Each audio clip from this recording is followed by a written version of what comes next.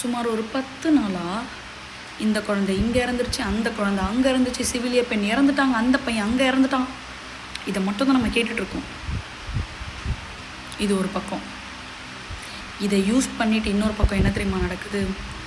மாற்றம் வேணும் மாற்றம் வேணும்னு சிஎம் அண்ணா உங்களுக்கு தானே ஓட்டு போட்டாங்க, உங்கள் மக்களுக்கு இப்படி நடக்குது, நீங்கள் ஒரு பேட்டி கூட கொடுக்கலையேனான்ட்டு இதை ஒரு பக்கம் பேசிகிட்டு இருக்காங்க.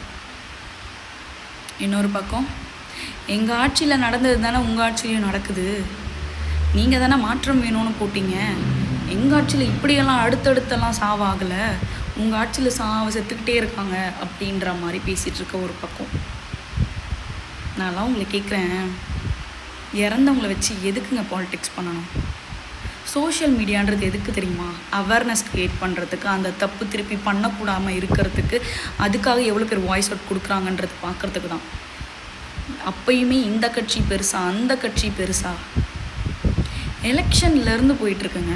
எலெக்ஷன் டேட் அனௌன்ஸ் பண்ணதுலேருந்து சரி, எலெக்ஷன் டேட் வந்ததுலேருந்து சரி, எலெக்ஷன் ரிசல்ட் வந்ததுலேருந்து சரி, அதுக்கப்புறம் இனிய தேதி மே 24 இன்னைக்கு வரைக்கும் எப்போ தான் இதுக்கெல்லாம் ஒரு விடிவு வரும்? செத்தவன் கொடுவாங்க, நொந்து போய் உட்காந்துருப்பாங்க. ஆனால் நீங்கள் இதையே பேசிகிட்ருக்கீங்க. ஃபஸ்ட்டு நீங்கள் மாறுங்க. எனக்கு ஒரு குழந்தை இருக்கு, நம்ம மாறணும்.